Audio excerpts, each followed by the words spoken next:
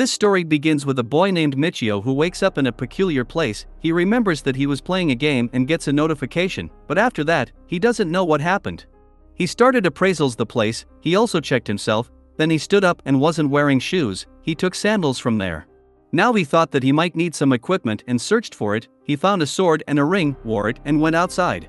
He was very happy, but outside was a village only. He hid behind a wall and started peeking at people. They were about to start a battle and suddenly two parties started fighting. He was peeking and decided to participate in the battle. He suddenly jumped into the fight and started killing the people with his sword. Some guys tried to run, but he killed everyone. He was so tired, and the chief Samalik came to him and said he had saved them, so he wanted him to stay at his place. Michio agreed and the chief showed him the loot. When Michio checked the bandana, it wasn't the real one, so he told the chief about it. Chief told him that they also had prepared a room for him. He was in his room and suddenly thought about how he could log out. He tried to do so, but it wasn't happening. His heartbeat was rising. He was shocked. He thought that it wasn't the real world because he was able to see his status, power, etc. This was definitely a game, but now he was stuck inside it. Chief came with hot water and some clothes, and he was stressed that he had killed people. After the chief left, he started cleaning himself and thought that the next time he'd fight the scene would be different. He realized and decided that to live in this world he had to fight and protect himself. Chief showed him the one who stole the bandana, and Chief asked what punishment Michio wanted to give him. But Michio told him that he could punish the thief according to the rules of the village, so the chief made him a slave. Michio asked and the chief told him that he had made him a slave and written this on his intelligence card. After selling him, the money would be divided between his family and the victim. Michio found it very cruel. Now the chief gave him the intelligence cards of the bandits and told him to sell them. He might get money if there were bounties on them.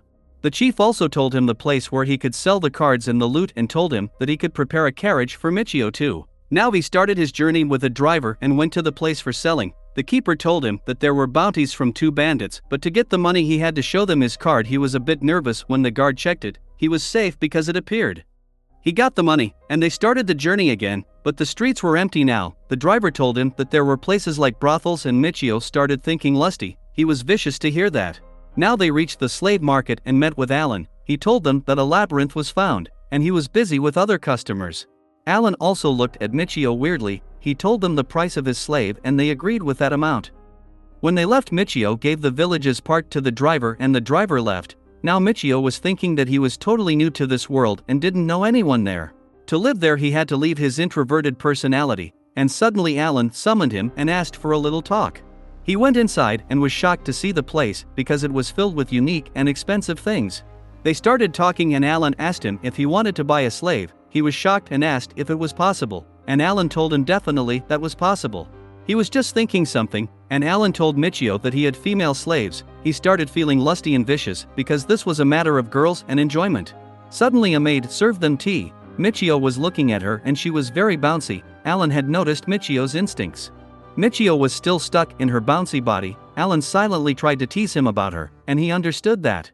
Alan told him that she was a slave and highly recommended. Michio again thought lusty and asked if the slaves betray their masters. Alan told him that slaves would die if they did so because they were bound by their masters. He also told him that the girl was interspecies and the benefits of that were she couldn't get pregnant from other species and could serve him at night, and she was a virgin. Michio was totally lusted. He told him that if the master was shy then the slave could take the first step. Michio thought that one day someone would buy her, so why not he could purchase her. So, he asked for the money, but the amount that Alan told him was handsome, which he didn't have. When he was leaving, Alan showed him Roxanne and said he'd wait for 5 days so he could purchase her till then. When he left from there, he decided that Roxanne would only belong to him. Now Michio calculated his money and thought that Alan had told him how he could make money faster, firstly, by labyrinth and secondly, by killing bandits. But killing bandits was risky, so he decided to go with the labyrinth. He hid his sword and went to buy a new one. He purchased a sword from a shop and went to the jungle in search of the labyrinth. Suddenly he saw some men coming from a magical door. He started following them and they stopped at a tree, and Michio thought that it might be the labyrinth. Michio checked his sword and went to the entrance. When he went inside, he was shocked to see that the inside was totally different. He walked and checked his job and status. He was surprised that everything was increased. He saved his second sword and used the magic door. But he was able to use it only once. The second time it didn't work because it was limited. He started walking with disappointment and suddenly a tree monster attacked at him. But Michio finished it in one blow. He collected the remaining wood and the second monster attacked him. He used his power and slowed it down. He was again surprised, but was limited. He killed it and collected the woods. Another monster started coming. When he sold all the sticks, he got money but wasn't enough. He estimated how much time would be enough to get money to buy Roxanne.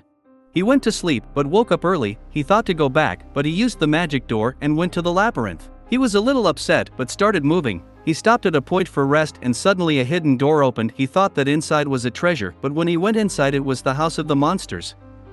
He killed a monster and got attacked. He thought that he would get killed if he never fought because the only way to survival was to fight. He started fighting with the tree monster with his powers. He did a really great job and was left with a great number of sticks. He went out and was very weak. Suddenly he saw some people and they showed him the dead body of a bandit whose hand was cut.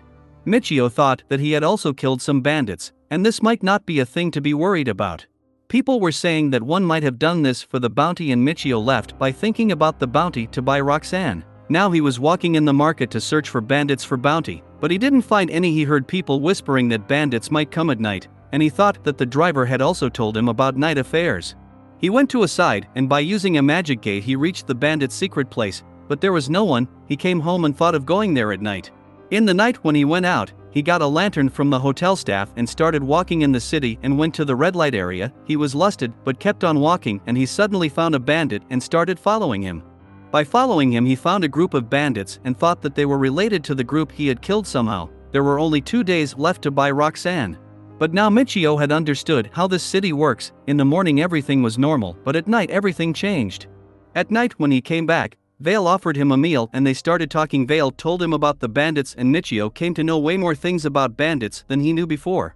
When he went to sleep, he thought about Roxanne and went lusty. He wasn't able to sleep, so he stood up with the bandana and went out because there was only 1 day left to buy Roxanne. He went to the bandit's place and asked one about Hugo, the one he had killed.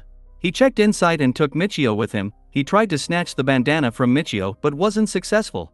The man started scaring him because he had taken his sword. He asked for the bandana, but Michio burned it and killed him.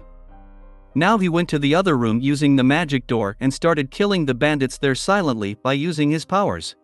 He also took their hands for their intelligence cards and was about to be caught by the bandit, but he managed by using a magic gate and killed him and left this place because it was now dangerous. He went to the labyrinth and was scared. He left the labyrinth too and was guilty that he had killed people, but gathered himself and went to his room and started thinking about selling the cards. The next day when he went to sell them, he was worried that other bandits might kill him, but he suddenly saw a man from before and told him to sell the cards and he agreed by checking his intelligence card. He got the money and was happy because these coins were a lot for his needs. He went to Alan and after getting the money Alan showed him Roxanne. He was very happy to see her. Alan made her Michio's slave by their intelligence cards and Michio was very happy about that because they were now officially slaves and masters. Finally, he got Roxanne. What he would do next? Subscribe to the channel for the latest updates.